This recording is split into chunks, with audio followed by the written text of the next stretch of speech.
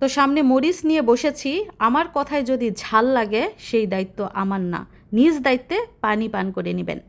তো প্রথমত উচিত কথা বলতে আমি আমার বাপকেও ছাড়ি না, যেটা সত্য, বাস্তব এবং সঠিক, সেটা আমি লক্ষ লক্ষ মানুষের সামনে বলতে পারবো। দ্বিতীয়ত, নিজেকে অন্যের মতো মনে করা কিংবা অন্যের মতো করে করতে চাওয়া, যাকে বলে অন্যের দেখা দেখি কাজ করা, এটা খুবই ভয়ঙ্কর, এটা জীবনকে ধ্বংস করে দেয়। আর তৃতীয়ত, আমি আমার পরিবারের প্রত্যেকটা সদস্যকে অনেক বেশি ভালোবাসি। আমি চাই না তারা কোনো বিপদে পড়ুক, তাদের কোনো ক্ষতি হোক কিংবা কোনো ভুল সিদ্ধান্তের কারণে তাদের ভবিষ্যৎ অন্ধকার হোক। এখন আসেন মূল কথায়। কিছু সংসার ছাড়া মহিলারা উমুকের সাথে তুমুকের তুলনা করে, তুমুকরে দেখে নাকি উমুকে হিংসা করে। মালিকের বউ কি কখনো কর্মচারীর বউকে দেখে হিংসা করে, নাকি কর্মচারীর বউ মালিকের বউকে দেখে হিংসা করে? জবাবটা আপনারাই দিয়ে যাবেন। যেমন ধরেন আমার হাজব্যান্ডের মালিক, উনি মাসে মাসে ওনার ফ্যামিলি নিয়ে ইউরোপ, আমেরিকা, কানাডা, ফ্রান্স বিভিন্ন দেশে ঘুরে বেড়ায়।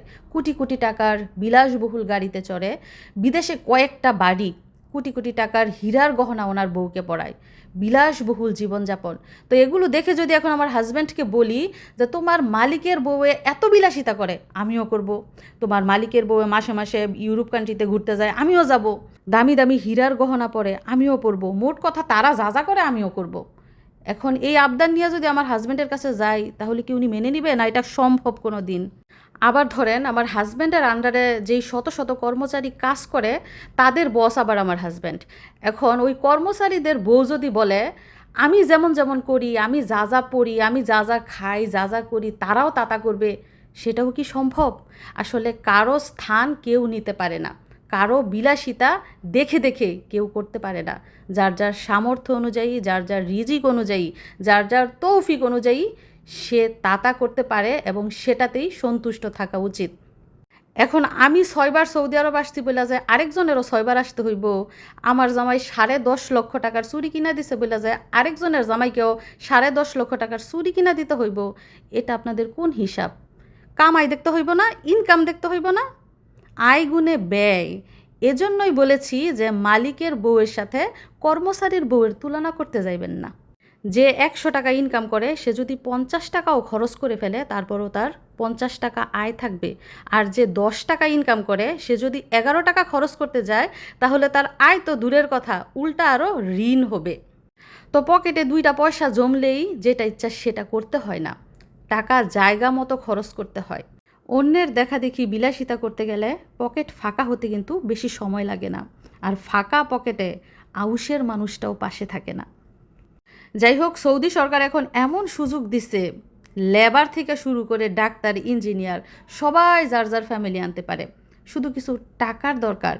আবার অনেককে শুনছি বাপের জমি বিক্রি করে নাকি ফ্যামিলি সৌদিতে আনে ফুটানি করার জন্য। এটাকে কি ফুটানি বলে নাকি ধ্বংস হওয়া বলে? আর তাদের যদি এতই ফুটানি করার ইচ্ছা থাকে, তাহলে ঢাকার আশেপাশে 2-4 বিঘা জমি কিনা দেখাক।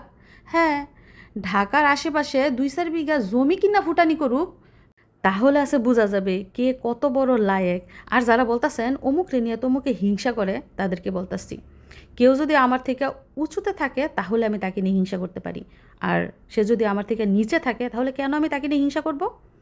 আর যে জিনিসটা আপনি নিজে বানাইবেন, নিজে তৈরি করবেন, সেই জিনিসটার প্রতি আপনার কখনো লোভ বা হিংসা থাকবে না। আপনি জিনিসটা বানাইছেনই আরেকজনকে খাওয়ানোর জন্য। সুতরাং এসব আজে বাজে চিন্তা ভাবনা, উল্টাপাল্টা কথা বলা বাদ দেন। মানুষের সংসারে খোঁচাখুচি করেন না। আমরা যথেষ্ট পরিমাণ ভালো আছি। আমার পরিবার, আমার মানুষ। আমি একবার শাসন করব, একবার আদর করব, সেটা নিয়ে আপনাদের মাথা ঘামানোর দরকার নাই তো। আপনাদের সংসার নিয়ে মাথা ঘামান, নিজেরা তো সংসার করতে পারেন না। সব থাকে বাপের বাড়িতে, যারা যারা এইসব আজে বাজে কমেন্ট করে সব থাকে বাপের বাড়িতে, আর নয়তো ভাড়া বাড়িতে। শ্বশুর শাশুড়ি নিয়ে তো জীবনও সংসার করতে পারে না। এগুলানে এসে মানুষের সংসার নিয়ে খোঁচাইতে নির্লজ্জ বেহায়া মহিলারা। ও, আবার কমেন্ট করে উনি একাই সৌদি আরব আসছে, আর কেউ আসেন নাই। ওই বেহায়ারা, তোরা আসছত কি আসছত না সেটা কি আমি জানতে চাইছি? এখন তো কামলার বউরও সৌদি আরব আসতে পারে, সেটা নিয়ে আমার মাথা কামানোর দরকার আছে? আর ওই যে সামনে যে সবজি টবজি নিয়ে বসে রয়েছি, এগুলো কিসের সবজি জানোস? আমার হাজব্যান্ডের মালিকদের যে বড় বড় মাজরা আছে, যেটাকে বলা হয় খামার বাড়ি, ওই খামার বাড়ি থেকে পিক আপ বইরা আমার হাজব্যান্ডের জন্য এই সবজি পাঠাইছে। আর উনি কি করেছে, যারা ওনার কাছের কর্মচারী আছে তাদেরকে ভাগাভাগি করে দিয়ে দিয়েছেন। যতটুকু আমাদের প্রয়োজন, মানে আমাদের 3 জনের যতটুকু সবজি প্রয়োজন ততটুকু ঘরে এনেছে, আর বাকিগুলো সব মানুষকে দিয়ে দিয়েছে। দেখেন ওনার মনটা কত বড়। আর যারা মাজরা থেকে গাড়ি ভরে আমাদের জন্য এত সবজি পাঠিয়েছে, তারাও কিন্তু মিশারি রাব্বুর আন্ডারে কাজ করে, এজন্যই এত সমাদর। আর ওই সব মাজরাতে কিন্তু আমরা আগে প্রায় সময় ঘুরতে যেতাম, নিজের হাতে খেজুর তুলে তুলে খেতাম, নিজের হাতে টমেটো তুলে আনতাম। লাস্ট 3 বছর আগে গিয়েছিলাম, এমন বালির ঝড় ছিল, দৌড়াই আইসা পড়ছি, এরপর আর ওইখানে যাই না। এরপর থেকে তারা নিজেরাই গাড়ি ভরে আমাদের জন্য সবজি খেজুর এগুলো পাঠিয়ে দেয়। তো কি বুঝলেন, জামাইয়ের কামাই অনুযায়ী খরচ করতে হবে, কামাই অনুযায়ী বিলাসিতা করতে হবে, আরেকজনের দেখা দেখি করলে তো হবে না।